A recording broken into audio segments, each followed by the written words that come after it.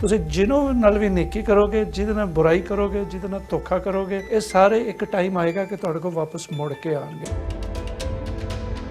ਬਿਮਾਰੀ ਕੀ ਹੈ? ਬਿਮਾਰੀ ਰੱਬ ਦੀ ਨਾਰਾਜ਼ਗੀ ਦਾ ਨਾਮ।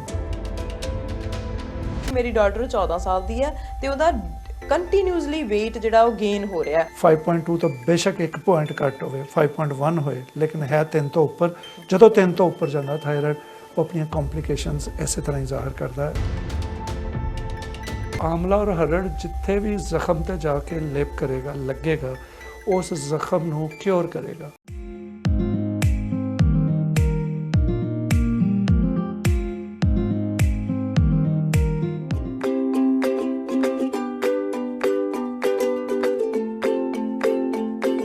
ਤੁਸੀਂ ਦੇਖ ਰਹੇ ਹੋ ਸਾਂਝਾ ਟੀਵੀ। ਮੈਂ ਹਾਂ ਤੁਹਾਡੇ ਨਾਲ ਅਰਸ਼ਦੀਪ ਤੇ ਤੁਹਾਡਾ ਸਾਰਿਆਂ ਦਾ ਪ੍ਰੋਗਰਾਮ ਖਾਸ ਮੁਲਾਕਾਤ ਦੇ ਵਿੱਚ ਸਵਾਗਤ ਹੈ। ਇਸ ਪ੍ਰੋਗਰਾਮ ਦੇ ਵਿੱਚ ਅੱਜ ਬਹੁਤ ਸਾਰੀਆਂ ਢੇਰ ਸਾਰੀਆਂ ਗੱਲਾਂ ਹੋਣੀਆਂ ਨੇ। ਤੁਹਾਡੇ ਸਾਰਿਆਂ ਦੇ ਸਵਾਲ ਸਾਡੇ ਤੱਕ ਪਹੁੰਚੇ ਹੋਏ ਨੇ, ਉਹਨਾਂ ਸਾਰਿਆਂ ਦੇ ਜਵਾਬ ਲੈਣੇ ਆ ਤੇ ਅੱਜ ਸਟੂਡੀਓ ਦੇ ਵਿੱਚ ਪਹੁੰਚੇ ਹੋਏ ਨੇ ਡਾਕਟਰ ਮੁਰਤਜ਼ਾ। ਆਓ ਸਵਾਗਤ ਕਰਦੇ ਹਾਂ ਡਾਕਟਰ ਸਾਹਿਬ। ਸਵਾਗਤ ਹੈ ਜੀ, ਸਤਿ ਸ਼੍ਰੀ ਅਕਾਲ। Thank you Arsh, how are you? Good. ਕਿਵੇਂ ਹੋ ਜੀ? ਕੀ ਹਾਲ ਚਾਲ ਜੀ? ਬਿਲਕੁਲ ਠੀਕ। ਸੁਣੋ ਮੈਂ ਉਹੀ ਪੁੱਛਣਾ ਸੀ, ਸੁਣੋ ਤੋਂ ਬਚੇ? ਸੁਣੋ ਹੋਈ। ਤੁਸੀਂ ਤਾਂ ਨਹੀਂ ਸਟਕ ਹੋਏ? ਨਹੀਂ, ਮੈਂ ਨਹੀਂ ਸਟਕ ਹੁੰਦਾ। ਮੈਨੂੰ ਤਾਂ ਸੁਣੋ ਦਾ ਕਾਫੀ ਐਕਸਪੀਰੀਅੰਸ ਹੈ ਸੈਸਕਾਟੂਨ ਤੋਂ। ਨਹੀਂ ਐਕਸਪੀਰੀਅੰਸ ਤਾਂ ਹੈਗਾ, ਪਰ ਲੋਕ ਜਿਹੜੇ ਹਾਈਵੇ ਤੇ ਸਟਕ ਹੋਏ ਸੀ ਉਧਰਲੇ ਪਾਸੇ ਤਾਂ ਉਧਰ ਗਿਆ ਹੀ ਨਹੀਂ ਸੀ ਕੁਦਰਤੀ। ਅੱਛਾ ਚਲੋ ਹੋ ਵਧੀਆ ਗਿਆ, ਰਿਹਾ, ਬਚ ਗਿਆ।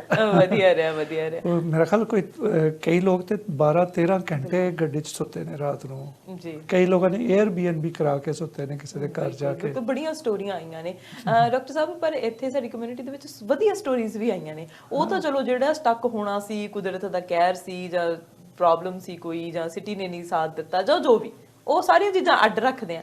ਪਰ ਜਿਹੜੀਆਂ ਇੱਕ ਪ੍ਰਾਊਡ ਫੀਲ ਕਰਨ ਵਾਲੀਆਂ ਤੇ ਇੱਕ ਬਹੁਤ ਸੋਹਣੀਆਂ ਜਿਹੜੀਆਂ ਐਗਜ਼ਾਮਪਲਸ ਸੈੱਟ ਕੀਤੀਆਂ ਨਾ ਲੋਕਾਂ ਨੇ, ਕਿ ਘਰਾਂ ਤੋਂ ਬਾਹਰ ਨਿਕਲ ਕੇ, ਜਿਨ੍ਹਾਂ ਦੇ ਘਰ ਹਾਈਵੇ ਤੇ ਆ ਜਾਂ ਨੇੜੇ ਤੇੜੇ ਆ, ਘਰਾਂ ਤੋਂ ਬਾਹਰ ਨਿਕਲ ਕੇ ਜਿਹੜੇ ਲੋਕ ਨੇ ਉਹਨਾਂ ਦੀ ਮਦਦ ਕੀਤੀ ਹੈ।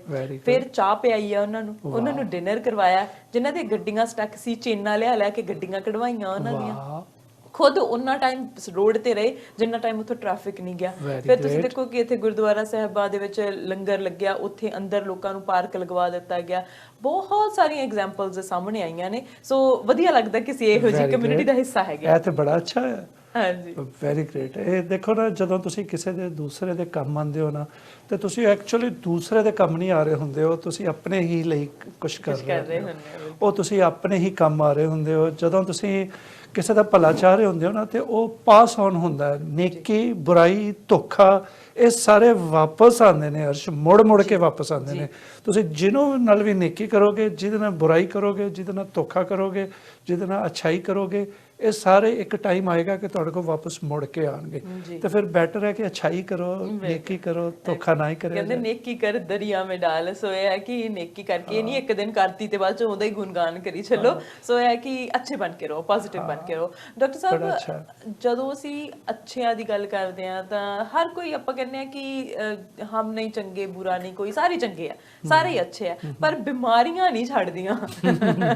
ਬਿਮਾਰੀਆਂ ਜਿਹੜੀਆਂ ਨੇ ਉਹ ਲੱਗ ਜਾਂਦੀਆਂ ਨੇ, ਤੇ ਉਹਦਾ ਇਲਾਜ ਤੁਹਾਡੇ ਕੋਲ ਆ ਕੇ ਮਿਲ ਜਾਂਦਾ ਹੈ। ਅੱਛਾ, ਬਿਮਾਰੀ ਤੁਹਾਨੂੰ ਪਤਾ ਕੀ ਹੈ? ਬਿਮਾਰੀ ਕੀ ਹੈ? ਬਿਮਾਰੀ ਰੱਬ ਦੀ ਨਾਰਾਜ਼ਗੀ ਦਾ ਨਾਮ ਹੈ। ਜਦੋਂ ਕਿਸੇ ਬੰਦੇ ਤੋਂ ਸਿਹਤ ਖੋਹ ਲਈ ਜਾਂਦੀ ਹੈ, ਇਹਦਾ ਮਤਲਬ ਹੈ ਕਿ ਉਹ ਸਿਹਤ ਇੱਕ ਨਿਮਤ ਸੀਗੀ ਰੱਬ ਦੀ, ਇੱਕ ਰਹਿਮਤ ਸੀਗੀ, ਇੱਕ ਉਹਦਾ ਆਸਾਨ ਸੀਗਾ। ਤੁਸੀਂ ਉਹਦੀ ਕਦਰ ਨਹੀਂ ਕੀਤੀ, ਉਹਨੇ ਵਾਪਸ ਲੈ ਲਈ ਕਿਸੇ ਨਾ ਕਿਸੇ ਚੱਕਰ 'ਚ, ਕਿਸੇ ਨਾ ਕਿਸੇ ਤੁਹਾਡੀ ਗਲਤੀ ਦੀ ਵਜ੍ਹਾ ਤੋਂ। ਤੇ ਆਪਣੀ ਗਲਤੀਆਂ ਦੇਖੋ, ਕਿੱਥੇ ਗਲਤ ਆ ਮੈਂ ਕਿਹਦਾ ਬੁਰਾ ਕਰ ਰਿਹਾ, ਮੈਂ ਕਿਹਦੇ ਲਈ ਗਲਤ ਸੋਚ ਰਿਹਾ, ਮੈਂ ਕਿਹਦਾ ਨੁਕਸਾਨ ਕੀਤਾ, ਮੈਂ ਆਪਣੇ ਨਾਲ ਕੀ ਬੁਰਾ ਕੀਤਾ, ਮੈਂ ਨਾ ਸ਼ੁਕਰੀ ਤੇ ਨਹੀਂ ਕੀਤੀ ਉਹਦੀ ਨਿਮਤਾਂ ਦੀ। ਤੇ ਉਹ ਜਦੋਂ ਆਪਾਂ ਨਾ ਸ਼ੁਕਰੀ ਕਰਦੇ ਹਾਂ, ਬੁਰਾਈਆਂ ਕਰਦੇ ਹਾਂ, ਤੇ ਫਿਰ ਰੱਬ ਦੀ ਨਾਰਾਜ਼ਗੀ ਆਉਂਦੀ ਹੈ। ਤੇ ਬਿਮਾਰੀ ਦੀ ਡੈਫੀਨੇਸ਼ਨ ਇਹ ਹੈ, ਬਿਮਾਰੀ ਰੱਬ ਦੀ ਨਾਰਾਜ਼ਗੀ ਦਾ ਨਾਂ ਹੈ। ਜਿਹਨੂੰ ਜਿਹੜੀ ਵੀ ਲੱਗੀ ਹੋਈ ਹੈ, ਉਹ ਆਪਣਾ ਇਹਤਸਾਬ ਕਰੇ, ਆਪਣੇ ਆਪ ਨੂੰ ਚੈੱਕਅਪ ਕਰੇ ਕਿ ਮੈਂ ਕਿੱਥੇ ਰੋਂਗ ਹਾਂ। ਜਿੱਥੇ ਰੋਂਗ ਆ ਉਸ ਬਟਨ ਨੂੰ ਸਿੱਧਾ ਕਰ ਲਓ ਤੇ ਬਿਮਾਰੀ ਗਾਇਬ। ਫਿਰ ਜ਼ਰਾ ਜੀ ਕੋਈ ਐਵੇਂ ਡਿਸਪਰੀਨ ਖਾਓਗੇ ਤੇ ਬਿਮਾਰੀ ਠੀਕ ਹੋ ਜਾਏਗੀ। ਬਿਲਕੁਲ, ਇਹ ਸਭ ਤੋਂ ਵੱਡਾ ਸਬਕ ਹੈ, ਸਭ ਤੋਂ ਵੱਡਾ ਲੈਸਨ ਹੈ। ਪਰ ਡਾਕਟਰ ਸਾਹਿਬ, ਮੈਂ ਸਵਾਲਾਂ ਦੀ ਗੱਲ ਕੀਤੀ ਸੀ ਸਟਾਰਟ ਦੇ ਵਿੱਚ, ਬਹੁਤ ਸਾਰੇ ਸਵਾਲ ਪਹੁੰਚੇ ਹੋਏ ਆ ਸਾਡੇ ਕੋਲ। ਹਮੇਸ਼ਾ WhatsApp ਤੇ ਮੈਸੇਜ ਆਉਂਦੇ ਰਹਿੰਦੇ ਆ, ਤਾਂ ਉਹਨਾਂ ਵਿੱਚੋਂ ਪਿਕ ਐਂਡ ਚੂਜ਼ ਵੀ ਕਰ ਲਈਦੇ ਆ। ਕਈ ਵਾਰੀ ਉਹਨਾਂ ਦੀ ਗੱਲ ਕੀਤੀ ਹੁੰਦੀ ਆ ਆਪਾਂ, ਕਈ ਵਾਰ ਅਸੀਂ ਗੱਲ ਕੀਤੀ ਹੁੰਦੀ ਹੈ, ਪਰ ਉਹ ਸਰਕਮਸਟੈਂਸਸ ਡਿਫਰੈਂਟ ਹੁੰਦੇ ਆ, ਕਿਸੇ ਦੀ ਉਮਰ ਡਿਫਰੈਂਟ ਹੁੰਦੀ ਹੈ, ਮੇਲ ਫੀਮੇਲ ਦੀ ਪ੍ਰੋਬਲਮ ਆ ਜਾਂਦੀ ਹੈ। ਸੋ ਉਹ ਕਈ ਵਾਰੀ ਸਾਨੂੰ ਸਾਨੂੰ ਰਿਪੀਟ ਦੇ ਵਿੱਚ ਵੀ ਗੱਲ ਕਰਨੀ ਪੈਂਦੀ ਹੈ। ਪਰ ਸਵਾਲ ਇਹ ਨਹੀਂ ਕਿ ਸਾਨੂੰ ਲੋਕਲ ਆਉਂਦੇ ਨੇ ਪੰਜਾਬ ਤੋਂ, ਪਾਕਿਸਤਾਨ ਤੋਂ, ਬਹੁਤ ਸਾਰੇ ਸਵਾਲ ਆਉਂਦੇ ਨੇ। ਪੰਜਾਬ ਤੋਂ ਸਵਾਲ ਆਇਆ ਹੋਇਆ ਜੀ ਸਭ ਤੋਂ ਪਹਿਲਾਂ ਤਾਂ ਉਹ ਕਹਿੰਦੇ ਕਿ ਅਸੀਂ ਹਰ ਰੋਜ਼ ਪ੍ਰੋਗਰਾਮ ਸੁਣਦੇ ਹਾਂ, ਜਿਹੜਾ ਵੀ ਤੁਸੀਂ ਪ੍ਰੋਗਰਾਮ ਕਰਦੇ ਆ, ਸੋ ਅਸੀਂ ਹਮੇਸ਼ਾ ਸੁਣਦੇ ਹਾਂ। ਜੇ ਕੋਈ ਸਾਨੂੰ ਲੱਗਦਾ ਹੈ ਕਿ ਸਾਡਾ ਕੋਈ ਰਿਸ਼ਤੇਦਾਰ ਇਸ ਬਿਮਾਰੀ ਤੋਂ ਹੈ ਤਾਂ ਅਸੀਂ ਉਹਨੂੰ ਵੀ ਫਾਰਵਰਡ ਕਰਦੇ ਹਾਂ, ਉਹਨੂੰ ਵੀ ਦਿਖਾਉਂਦੇ ਹਾਂ ਕਿ ਆਹ ਤੁਸੀਂ ਸੁਣੋ ਤੇ ਫਿਰ ਤੁਹਾਡੀ ਬਿਮਾਰੀ ਜਿਹੜੀ ਉਹ ਠੀਕ ਹੋ ਕਿੰਨਾ ਜਾਏਗੀ। ਅੱਛਾ ਲੱਗਦਾ ਜਦੋਂ ਲੋਕ ਉਹ ਸੁਣ ਕੇ ਅੱਗੇ ਦੂਸਰੇ ਨੂੰ ਕਹਿੰਦੇ ਕਿ ਇਹ ਤੁਸੀਂ ਇਲਾਜ ਕਰ ਲਓ ਔਰ ਉਹ ਠੀਕ ਹੋ ਜਾਂਦੇ ਨੇ। ਜੀ, ਕਿੰਨਾ ਅੱਛਾ ਲੱਗਦਾ ਉਦੋਂ। ਫੀਲ ਬਹੁਤ ਗੁੱਡ ਹੁੰਦਾ। ਤੁਹਾਨੂੰ ਤਾਂ ਬਹੁਤ ਹੁੰਦਾ ਹੋਣਾ ਕਿਉਂਕਿ ਤੁਸੀਂ ਹਮੇਸ਼ਾ ਹੀ ਕੋਈ ਨਾ ਕੋਈ ਇਲਾਜ ਦੱਸਦੇ ਆ, ਹੋਮ ਰੈਮੇਡੀ ਦੱਸਦੇ ਆ, ਘਰੇ ਬੈਠ ਕੇ ਠੀਕ ਹੋ ਜਾਓ। ਤੁਹਾਨੂੰ ਕਿਹਾ ਮੇਰੇ ਕੋਲ ਵੀ ਆਉਣ ਦੀ ਲੋੜ ਨਹੀਂ, ਪਰ ਜੇ ਜ਼ਿਆਦਾ ਹੀ ਵਿਗੜ ਗਿਆ ਫਿਰ ਤਾਂ ਤੁਹਾਡੇ ਕੋਲ ਜਾਣਾ ਹੀ ਪੈਣਾ। ਹੁਣ ਪੰਜਾਬ ਵਾਲੇ ਆ ਜੀ, ਇੱਥੇ ਤਾਂ ਨਹੀਂ ਆ ਸਕਦੇ, ਪਰ ਉਹ ਕਹਿੰਦੇ ਆ ਕਿ ਮੇਰੀ ਉਮਰ ਜਿਹੜੀ ਹੈ ਉਹ 47 ਸਾਲ ਹੈ ਤੇ ਮੈਂ ਸਾਰੇ ਪ੍ਰੋਗਰਾਮ ਸੁਣਦੀ ਆ। It's female. ਉਹ ਕਹਿੰਦੇ ਆ ਕਿ ਮੇਰੇ ਹੁਣ ਵਾਈਟ ਹੇਅਰ ਹੋਣ ਲੱਗ ਗਿਆ ਤੇ ਤੁਸੀਂ ਇਲਾਜ ਦੱਸਿਆ ਸੀ। ਦੇਖੋ ਸੁਣਿਆ ਉਹਨਾਂ ਨੇ ਇਲਾਜ ਕਿ ਆਮਲਾ ਤੇ ਵਾਈਟ ਜਿਹੜੀਆਂ ਹੁੰਦੀਆਂ ਜੰਗ ਹਰਡ, ਜੇ ਉਹ ਮੈਂ ਖਾਵਾਂ ਮੇਰੇ ਵੀ ਵਾਲ ਬਲੈਕ ਹੋ ਜਾਣਗੇ। ਜਿਹੜਾ ਇਲਾਜ ਹੈ ਉਹ ਸਾਰਿਆਂ ਵਾਸਤੇ ਹੈ ਨਾ, ਇਹਦਾ ਇਹ ਮਤਲਬ ਤੇ ਨਹੀਂ ਕਿ ਤੁਹਾਨੂੰ ਵਿੱਚੋਂ ਕੱਢ ਕੇ ਬਾਕੀਆਂ ਲਈ ਇਲਾਜ ਹੈ। ਪਰ ਡਾਕਟਰ ਸਾਹਿਬ ਜਿਵੇਂ ਕਈ ਵਾਰ ਹੁੰਦਾ ਨਾ, ਅਸੀਂ ਕਹਿੰਦੇ ਨੇ ਉਮਰ ਦੇ ਹਿਸਾਬ ਨਾਲ ਤਾਂ ਵਾਲ ਤੁਹਾਡੇ ਚਿੱਟੇ ਹੋਣੇ ਹੀ ਹੋਣੇ ਆ। ਥੋੜਾ ਡਿਲੇ ਹੋ ਜਾਣਗੇ। ਓਕੇ, ਸੋ ਕੋਈ ਵੀ ਇਲਾਜ ਕਰ ਸਕਦਾ ਹੈ। ਹਾਂ, ਇਹ ਕੋਈ ਵੀ ਕਰ ਸਕਦਾ ਹੈ। ਇਹ 50 ਸਾਲ ਤੋਂ ਮੈਂ ਤੇ ਇੰਨਾ ਟਾਈਮ ਨਹੀਂ ਮਿਲਦਾ, ਯਕੀਨ ਕਰੋ ਮੇਰਾ ਆਪਣਾ ਦਿਲ ਕਰਦਾ ਕਿ ਇਹ ਨੁਸਖਾ ਇੰਨਾ ਇਫੈਕਟਿਵ ਨੁਸਖਾ ਹੈ। ਅਗਰ ਤੁਸੀਂ 1 ਸਾਲ ਖਾ ਲਓ ਨਾ ਲਗਾਤਾਰ, ਦੋਨੇ ਇਕੱਠੇ ਕਰਕੇ ਰੱਖ ਲਓ, ਜਸਟ ਅੱਧਾ ਚਮਚ ਗਰਮ ਦੁੱਧ ਨਾਲ ਰੋਜ਼ ਲੈ ਲਿਆ ਕਰੋ ਰਾਤ ਨੂੰ, ਤੇ 1 ਸਾਲ ਖਾ ਲਓ, ਤੁਹਾਨੂੰ 1 ਸਾਲ ਬਾਅਦ ਫੀਲਿੰਗ ਹੋਣੀ ਸ਼ੁਰੂ ਹੋ ਜਾਂਦੀ ਹੈ ਕਿ ਤੁਹਾਡੇ ਬਾਲ ਥੋੜੇ ਗ੍ਰੇ ਵਾਲੇ ਜਿਹੜੇ ਆ ਉਹ ਬਲੈਕਿਸ਼ ਹੋਣੇ ਸ਼ੁਰੂ ਹੋ ਗਏ ਆ। ਫੀਲਿੰਗ ਹੋਣੀ ਸ਼ੁਰੂ ਹੋ ਜਾਂਦੀ। ਮੈਂ ਇੱਕ ਦਫਾ ਖਾਦਾ 1 ਸਾਲ ਬਾਅਦ, ਉਸ ਤੋਂ ਬਾਅਦ ਫਿਰ ਭੁੱਲ ਗਿਆ, ਫਿਰ ਟਾਈਮ ਹੀ ਨਹੀਂ ਲੱਗਦਾ। ਮੈਂ ਕਿਹਾ ਜਿਹੜੇ ਹੋਣੇ ਆ ਉਹ ਹੋਣੇ ਹੀ ਆ, ਕੋਈ ਗੱਲ ਨਹੀਂ ਹੁਣ। ਬਿਲਕੁਲ, ਪਰ ਇਹ ਹੈ ਕਿ ਜੇ ਧਿਆਨ ਦਿਓ ਤੁਸੀਂ, ਜੇ ਰੈਗੂਲਰਿਟੀ ਬਣਾ ਕੇ ਰੱਖੋ ਤਾਂ ਕੁਝ ਵੀ ਪੋਸੀਬਲ ਹੈ। ਕੁਝ ਵੀ ਪੋਸੀਬਲ ਹੈ। ਜਿਹੜੇ ਆਮਲਾ ਔਰ ਹਰੜ ਹੈ ਨਾ, ਹਾਂਜੀ, ਇਹ ਇਕੱਲੇ ਬਾਲਾਂ ਵਾਸਤੇ ਨਹੀਂ ਹੈ ਨੁਸਖਾ। ਓਕੇ, ਇਹ ਜਿਹੜਾ ਆਪਾਂ ਤ੍ਰਿਫਲਾ ਨਹੀਂ ਕਹਿੰਦੇ, ਤ੍ਰਿਫਲਾ ਇੱਕ ਚੀਜ਼ ਹੁੰਦੀ ਸਟਮਕ ਵਾਸਤੇ ਯੂਜ਼ ਕੀਤਾ ਜਾਂਦਾ, ਉਹਦਾ ਵੀ ਇੱਕ ਪਾਰਟ ਹੈ। ਉਹਦੇ ਚ ਭੇੜਾ ਵੀ ਹੁੰਦਾ। ਉਹ ਤ੍ਰਿਫਲਾ ਮੀਨ 3 ਫਲਾ ਤਾਂ 3 ਹੋ ਜਾਂਦੇ ਨੇ ਉਹ, ਤੇ ਉਹ ਭੇੜਾ ਪਾ ਲਓ ਤੇ ਉਹ ਸਟਮਕ ਦੀ ਦਵਾਈ ਬਣ ਜਾਂਦੀ ਹੈ। ਲੇਕਿਨ ਇਹ 2 ਵੀ ਸਟਮਕ ਦੀ ਦਵਾਈ ਨੇ। ਜਿਨ੍ਹਾਂ ਲੋਕਾਂ ਨੂੰ ਅਲਸਰ ਹੁੰਦਾ ਹੈ, ਐਸਿਡ ਦਾ ਪ੍ਰੋਬਲਮ ਹੁੰਦਾ ਹੈ, ਜਿਨ੍ਹਾਂ ਲੋਕਾਂ ਦੇ ਸਟਮਕ ਚ ਡਾਈਜੈਸਟਿਵ ਸਿਸਟਮ ਚ ਕੋਈ ਪ੍ਰੋਬਲਮ ਹੁੰਦਾ ਹੈ, ਇਹ ਉਹਨਾਂ ਦੀ ਵੀ ਦਵਾਈ ਹੈ। ਬਹੁਤ ਕੰਮ ਦੀ ਚੀਜ਼ ਹੈ। ਔਰ ਅਗਰ ਤੁਸੀਂ ਦੁੱਧ ਨਾਲ ਲਵੋ, ਅਗਰ ਕਿਸੇ ਨੂੰ ਸਟਮਕ ਚ ਇਸ਼ੂ ਹੈ ਤੇ ਉਹ ਦੁੱਧ ਚ ਇਸਬਗੋਲ ਪਾ ਕੇ 1 ਚਮਚ ਪਹਿਲੇ ਪਾਣੀ ਨਾਲ ਇਹ ਲੈ ਲਵੇ, ਫਿਰ ਉਸ ਤੋਂ ਬਾਅਦ ਉਹ ਗਰਮ ਦੁੱਧ, ਹਲਦੀ ਦੁੱਧ, ਉਹ ਇਸਬਗੋਲ ਵਾਲਾ ਉਹ ਪੀਏ ਤੇ ਉਹਦਾ ਸਟਮਕ ਦੇ ਸਾਰੇ ਮਸਲਿਆਂ ਦਾ ਹੱਲ ਹੈ। ਬਿਲਕੁਲ, ਇਹ ਤਾਂ ਬੜਾ ਸੌਖਾ ਜਿਹਾ ਹੱਲ ਹੈਗਾ, ਪਰ ਇਹਦੇ ਲਈ ਰੈਗੂਲਰਿਟੀ ਬਣਾਉਂਦੀ ਹੈ। ਰੈਗੂਲਰਿਟੀ ਤਾਂ ਕਿਸੇ ਵੀ ਚੀਜ਼ ਲਈ ਜ਼ਰੂਰੀ ਹੈ ਨਾ। ਤੁਸੀਂ ਦੇਖੋ ਆਮਲਾ ਔਰ ਹਰੜ ਜਿੱਥੇ ਵੀ ਜ਼ਖਮ ਤੇ ਜਾ ਕੇ ਲੇਪ ਕਰੇਗਾ, ਲੱਗੇਗਾ, ਉਸ ਜ਼ਖਮ ਨੂੰ ਕਿਉਰ ਕਰੇਗਾ, ਉਸ ਵਾਉਂਡ ਨੂੰ ਹੀਲ ਕਰੇਗਾ। ਉਹ ਬੇਸ਼ੱਕ ਸਟਮਕ ਦੇ ਅੰਦਰ ਹੈ, ਬੇਸ਼ੱਕ ਉਹ ਜਿਸਮ ਦੇ ਬਾਹਰ ਹੈ। ਓਕੇ, ਤੁਸੀਂ ਅਗਰ ਸਟਮਕ ਦੇ ਅੰਦਰ ਇਹਨੂੰ ਪਾਓਗੇ ਤੇ ਕੈਲਸ਼ੀਅਮ, ਵਿਟਾਮਿਨ ਸੀ ਦਾ ਖਜ਼ਾਨਾ ਹੈ, ਬੇਸ਼ੁਮਾਰ ਭਰਿਆ ਹੋਇਆ ਇਹਦੇ ਚ ਜੀ। ਹਰੜ ਜਿਹੜੀ ਹੈ ਉਹ ਸੂਥਿੰਗ ਇਫੈਕਟ ਦਿੰਦੀ ਹੈ ਸਟਮਕ ਨੂੰ। ਅਗਰ ਜ਼ਖਮ ਵੀ ਹੋ ਗਏ ਹੋਏ ਆ ਤੁਹਾਡੇ ਸਟਮਕ 'ਚ, ਮੋਰੀਆਂ ਵੀ ਰੱਬ ਨਾ ਕਰੇ ਹੋ ਗਈਆਂ, ਤਦ ਵੀ ਉਹ ਹੀਲ ਕਰਦੀ ਹੈ ਜਾ ਕੇ।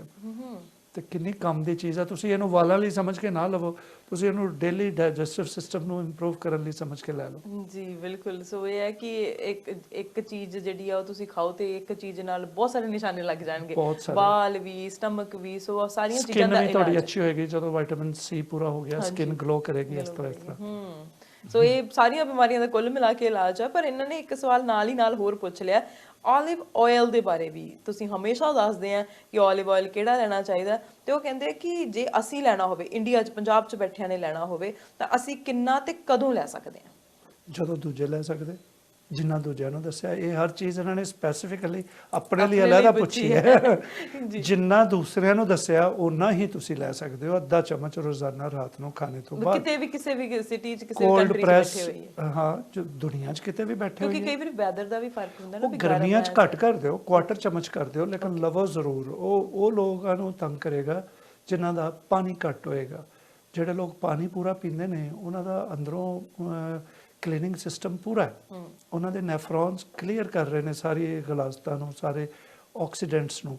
ਜਦੋਂ ਆਕਸੀਡੈਂਟਸ ਨੂੰ ਸਾਰੇ ਨੂੰ ਬਾਹਰ ਕੱਢ ਰਿਹਾ ਤੁਹਾਡੇ ਕਿਡਨੀਜ਼, ਤੁਹਾਡਾ ਪਾਣੀ ਦੇ ਪ੍ਰੈਸ਼ਰ ਨਾਲ ਉਹ ਸਾਫ਼ ਹੋ ਰਿਹਾ, ਤੁਹਾਡਾ ਬਲੱਡ ਸਾਫ਼ ਹੋ ਰਿਹਾ, ਤੁਹਾਡੀ ਸਕਿਨ ਸਾਫ਼ ਹੋ ਰਹੀ ਹੈ, ਤੇ ਤੁਹਾਨੂੰ ਇਹ ਗਰਮ ਵੀ ਚੀਜ਼ ਗਰਮ ਨਹੀਂ ਲੱਗੇਗੀ ਸਟਮਕ ਨੂੰ।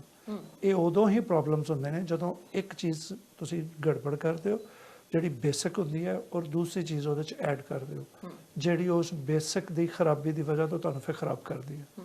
ਹੁਣ ਅਗਰ ਤੁਹਾਡਾ ਸਟਮਕ ਨਾਰਮਲ ਡਾਈਜੈਸਟਿਵ ਸਿਸਟਮ ਚ ਮੌਜੂਦ ਹੈ, ਉਹਦਾ ਸਿਸਟਮ ਨਾਰਮਲ ਹੈ, ਪਾਣੀ ਤੁਸੀਂ ਨਾਰਮਲ ਪੀਂਦੇ ਹੋ, ਤੇ ਜੋ ਵੀ ਤੁਸੀਂ ਚੀਜ਼ ਖਾਓਗੇ ਸਟਮਕ ਤੁਹਾਡੇ ਚ ਗਰਮੀ ਹੀਟ ਅਪ ਨਹੀਂ ਹੋਏਗਾ, ਉਹ ਨਾਰਮਲ ਰਹੇਗਾ।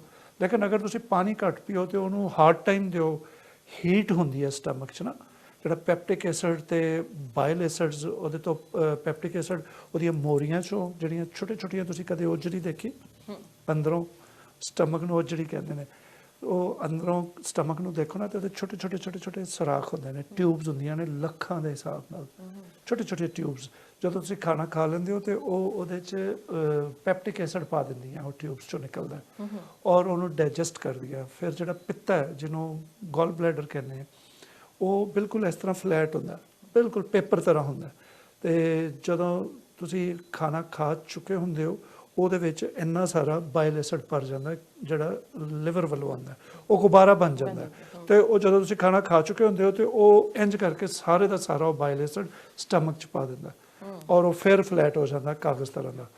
ਉਹ ਵੀ ਡਾਈਜੈਸਟਿਵ ਸਿਸਟਮ 'ਚ ਹੈਲਪ ਕਰਦਾ, ਮਦਦ ਕਰਦਾ। ਦੇਖੋ ਕਿੰਨੇ ਕੁਦਰਤ ਨੇ ਬਣਾਏ, ਅਸੀਂ ਇਹ ਕੁਦਰਤ ਦੇ ਇੰਨੇ ਕੰਮਾਂ 'ਚ ਇੱਕ ਵੀ ਨਹੀਂ ਕਰ ਸਕਦੇ ਜੀ। ਤੁਸੀਂ ਦੇਖੋ ਇਹਨਾਂ ਨੂੰ ਅਸੀਂ ਠੀਕ ਕਰਨ ਦੇ ਚੱਕਰਾਂ 'ਚ ਲੱਗੇ ਹੋਏ ਆ, ਕੋਈ ਨਵਾਂ ਬਣਾ ਕੇ ਦਿਖਾਏ ਨਾ ਇਦਾਂ ਦਾ। ਬਿਲਕੁਲ ਬਿਲਕੁਲ। ਸਟਮਕ ਨਵਾਂ ਲਾ ਕੇ ਦਿਖਾਏ ਨਾ ਅੰਦਰ, ਪਿੱਤਾ ਨਵਾਂ ਲਾ ਕੇ ਦਿਖਾਏ ਨਾ ਅੰਦਰ, ਇੱਕ ਪਿੱਤਾ ਨਹੀਂ ਬਣਾ ਸਕਦੇ, ਇੱਕ ਨਵਾਂ ਕਿਡਨੀ ਨਹੀਂ ਬਣਾ ਸਕਦੇ, ਇਹਦਾ ਕਿਡਨੀ ਉਹਨੂੰ ਤੇ ਉਹਦਾ ਉਹਨੂੰ ਲਾ ਸਕਦੇ, ਉਹਨੂੰ ਠੀਕ ਕਰਕੇ ਵਿਖਾਓ ਨਾ, ਉਹਨੂੰ ਠੀਕ ਹੀ ਕਰ ਸਕਦੇ ਹੋ ਤੁਸੀਂ, ਉਹ ਵੀ ਜੇ ਉਹ ਚਾਹੇ ਤੇ, ਲੇਕਿਨ ਨਵਾਂ ਨਹੀਂ ਲਾ ਸਕਦੇ। ਉਹਦੇ ਸਿਸਟਮ ਕਿੰਨੇ, ਔਰ ਇਹ ਇੱਕ ਬੰਦੇ 'ਚ ਨਹੀਂ ਹੈ, ਲੱਖਾਂ 'ਚ ਨਹੀਂ ਹੈ, ਕਰੋੜਾਂ 'ਚ ਨਹੀਂ ਹੈ, ਇਹ ਬਿਲੀਅਨਸ ਆਫ ਪੀਪਲ, ਔਰ ਜਦੋਂ ਦੀ ਦੁਨੀਆ ਬਣੀ ਹੈ ਉਦੋਂ ਦਾ ਚੱਲਦਾ ਆ ਰਿਹਾ। ਜੀ ਬਿਲਕੁਲ। ਕਿੰਨੇ ਬਿਲੀਅਨ ਪੀਪਲ ਆਏ ਹੋਣੇ ਦੁਨੀਆ। ਬਿਲਕੁਲ, ਇਹੀ ਤਾਂ ਕੁਦਰਤ ਹੈ। ਜੇ ਕਹਿੰਦੇ ਜੰਮਣਾ ਮਰਨਾ ਤੇ ਨਵੇਂ ਅੰਗ ਲਗਾਉਣੇ ਇਹ ਇਨਸਾਨ ਕਰਨ ਲੱਗ ਜੇ, ਫਿਰ ਰੱਬ ਨੂੰ ਕਿਹਨੇ ਪੁੱਛਣਾ।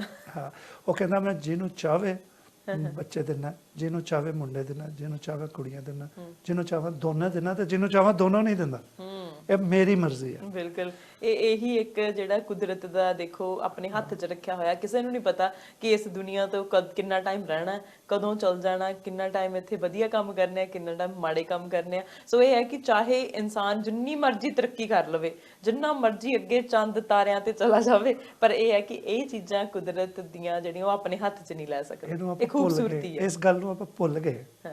ਜੇ ਅਗਰ ਇਹਨੂੰ ਭੁੱਲਿਆ ਨਾ ਹੁੰਦਾ ਤੇ ਆਕੜ ਕਾਦੀ। ਹਾਂ ਸਹੀ। ਅਕੜ ਕੇ ਚੱਲਦੇ ਅਸੀਂ, ਬਣੇ ਕਾਦੇ ਤੋਂ ਆ? ਮਿੱਟੀ ਤੇ ਪਾਣੀ। ਕੀ ਹੈ ਸਾਡੀ ਔਕਾਤ, ਔਰ ਪੈਦਾਇਸ਼ ਕੀ ਹੈ ਇਨਸਾਨ ਦੀ, ਇੰਤਹਾਈ ਘਟੀਆ। ਉਸ ਤਰੀਕੇ ਨਾਲ ਪੈਦਾ ਹੁੰਦਾ ਔਰ ਉਹ ਗੰਦੀ ਚੀਜ਼ ਤੋਂ ਪੈਦਾ ਹੁੰਦਾ ਜਿਹੜੀ ਜਿਸਮ ਤੇ ਲੱਗ ਜਾਏ ਤਾਂ ਤੁਸੀਂ ਨਹਾਓ ਨਾ ਤੇ ਸਾਫ਼ ਨਹੀਂ ਹੁੰਦੇ।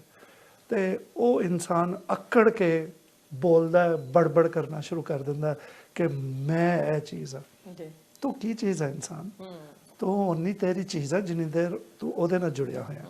ਜਦੋਂ ਤੂੰ ਉਹਦੇ ਤੋਂ ਅਲੱਗਾ ਹੁੰਦਾ, ਹੁਣ ਦੇਖੋ ਟਾਹਣੀ ਹੈ ਨਾ ਦਰਖਤ ਦੀ, ਉਨੀ ਦੇਰ ਹੀ ਉਹ ਹਰੀ ਭਰੀ ਹੈ ਜਦੋਂ ਤੱਕ ਦਰਖਤ ਦੇ ਨਾਲ ਜੁੜੀ ਹੋਈ ਹੈ। ਜਦੋਂ ਟੁੱਟ ਕੇ ਅਲੱਗਾ ਹੋ ਜਾਂਦੀ, ਸੁੱਕ ਸੜ ਜਾਂਦੀ, ਉਹਨੂੰ ਕੋਈ ਪੁੱਛਦਾ ਵੀ ਨਹੀਂ, ਉਹਨੂੰ ਸਾੜ ਦਿੰਦੇ ਨੇ, ਬਿਲਕੁਲ ਉਹਨੂੰ ਅੱਗ ਲਾ ਦਿੰਦੇ ਨੇ। ਦੇਖੋ, ਤੇ ਇਨਸਾਨ ਦੀ ਕਦਰ ਉਦੋਂ ਤੱਕ ਹੀ ਆ ਜਦੋਂ ਤੱਕ ਉਹਦੇ ਨਾਲ ਜੁੜਿਆ ਹੋਇਆ। ਬਿਲਕੁਲ, ਕਹਿੰਦੇ ਜੰਮਿਆ ਮਿੱਟੀ, ਮਰਨਾ ਮਿੱਟੀ, ਮਿੱਟੀ ਮੇਰੀ ਔਕਾਤ।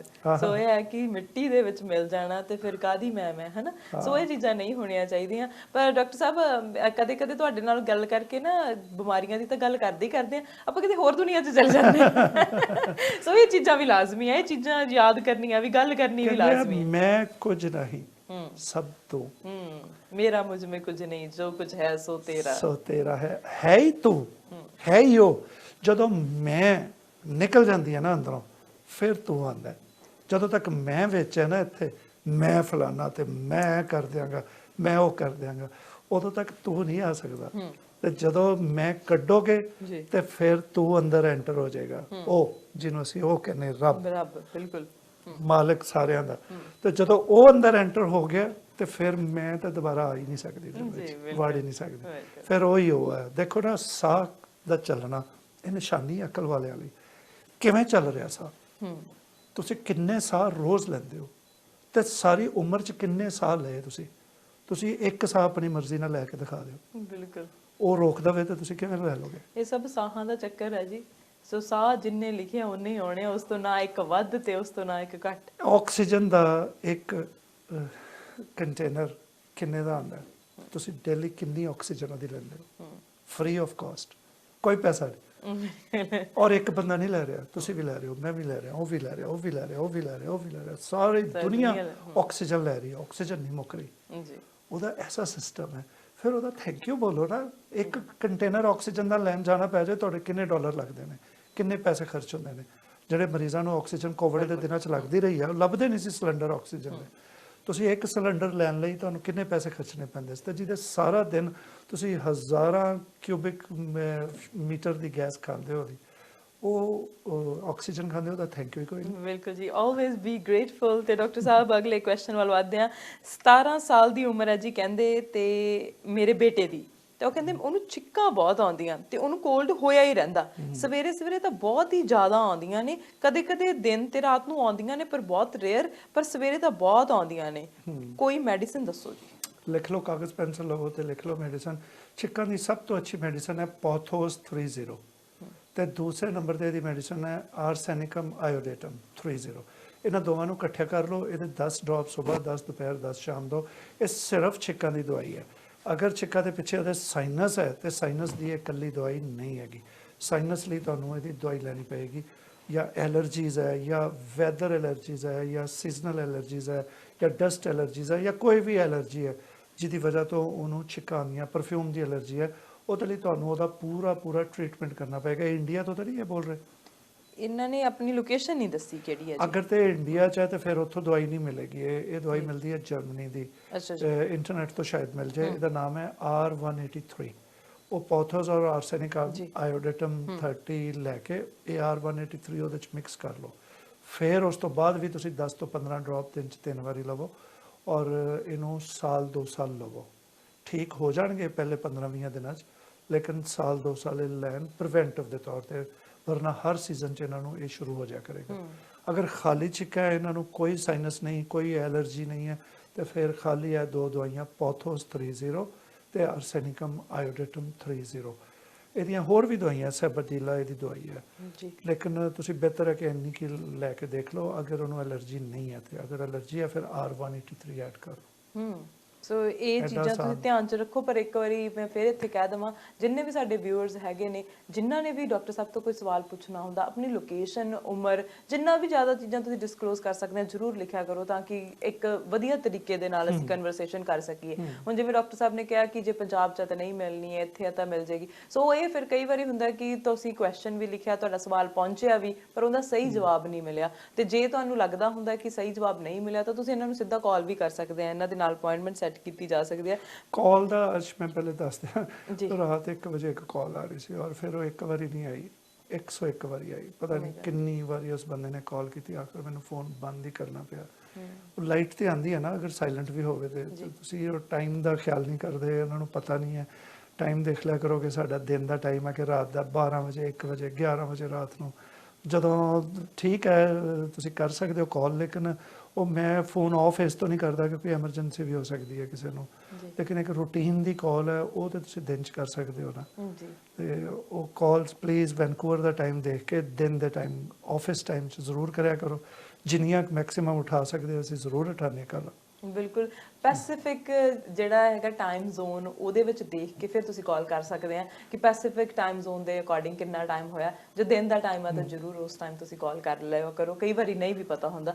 ਸੋ ਜ਼ਰੂਰ ਪੈਸੀਫਿਕ ਟਾਈਮ ਦੇਖ ਕੇ ਤੁਸੀਂ ਕੈਨੇਡਾ ਦਾ ਟਾਈਮ ਦੇਖ ਕੇ ਤੁਸੀਂ ਕਰ ਸਕਦੇ ਆ ਕਿਉਂਕਿ ਕਈ ਵਾਰੀ ਹੁੰਦਾ ਕਿ ਕੈਨੇਡਾ 'ਚ ਕਿਹੜੀ ਲੋਕੇਸ਼ਨ ਤੇ ਆ ਸੋ ਵੈਨਕੂਵਰ ਟਾਈਮ ਦੇ ਉੱਤੇ ਤੁਸੀਂ ਕਰ ਸਕਦੇ ਆ ਇਹਨਾਂ ਨੂੰ ਜਿਹੜੇ ਵੀ ਟਾਈਮ ਤੇ ਕਾਲ ਸੋ ਡਾਕਟਰ ਸਾਹਿਬ ਥੋੜੇ ਜਿਹੇ ਆਪਣੇ ਕੋਲ ਮਿੰਟ ਰਹਿ ਗਏ ਨੇ ਉਹਨਾਂ ਦੇ ਵਿੱਚ ਇੱਕ ਸਵਾਲ ਹੋਰ ਪੁੱਛ ਲੈਂਦੇ ਆ ਇਹ ਵੀ ਪੰਜਾਬ ਤੋਂ ਹੀ ਪੁੱਛ ਰਹੇ ਨੇ ਉਹ ਕਹਿੰਦੇ ਆ ਕਿ ਮੇਰੀ ਡਾਟਰ 14 ਸਾਲ ਦੀ ਹੈ ਤੇ ਉਹਦਾ ਕੰਟੀਨਿਊਸਲੀ weight ਜਿਹੜਾ ਉਹ ਗੇਨ ਹੋ ਰਿਹਾ ਤੇ ਡਿਪਰੈਸਡ ਵੀ ਰਹਿੰਦੀ ਆ ਕਦੇ-ਕਦੇ ਤੇ ਜਦੋਂ ਸੌਂਦੀ ਆ ਤਾਂ ਉਹਨੂੰ ਡਿਸਟਰਬੈਂਸ ਫੀਲ ਹੁੰਦੀ ਆ ਲੈਗਸ ਵੀ ਪੇਨ ਹੁੰਦੀਆਂ ਪਰ ਥਾਇਰਾਇਡ ਉਹਦਾ ਨੈਗੇਟਿਵ ਹੈ ਨੈਗੇਟਿਵ ਨਹੀਂ ਹੁੰਦਾ ਥਾਇਰਾਇਡ ਨੈਗੇਟਿਵ ਹੋ ਤੇ ਬੰਦਾ ਮਰ ਜਾਂਦਾ ਪੰਜ ਆਰਗਨ ਕੰਟਰੋਲ ਕਰਦੇ ਆ ਥਾਇਰਾਇਡ ਨੂੰ ਉਹ ਡਾਕਟਰਸ ਨੂੰ ਜਿਹੜਾ ਨੂੰ ਦਿਖਾਉਂਦੇ ਆ ਨਾ ਇਹਦੀ 5.2 ਬਾਰਡਰ ਲਾਈਨ ਹੈ ਉਹ ਸਮਝਦੇ ਨੇ ਜਦੋਂ ਤੱਕ 5.3 ਨਹੀਂ ਹੁੰਦਾ ਥਾਇਰਾਇਡ ਨੇ ਠੀਕ ਹੈਗਾ ਐਸਾ ਨਹੀਂ ਹੈ ਜਦੋਂ 3 ਤੋਂ ਕ੍ਰਾਸ ਕਰਦਾ ਨਾ ਥਾਇਰਾਇਡ ਉਹਦਾ ਥਾਇਰਾਇਡ ਦੀਆਂ ਡਿਸਟਰਬੈਂਸਿਸ ਆਉਣੀਆਂ ਸ਼ੁਰੂ ਹੋ ਜਾਂਦੀਆਂ ਇਹਨਾਂ ਨੂੰ ਕਹੋ ਕਿ ਚੈੱਕ ਕਰਨ ਉਹਨਾਂ ਦਾ ਥਾਇਰਾਇਡ 3 ਤੋਂ ਉੱਪਰ ਹੋਏਗਾ 100% ਮੈਂ ਲਿਖ ਕੇ ਦੇ ਸਕਦਾ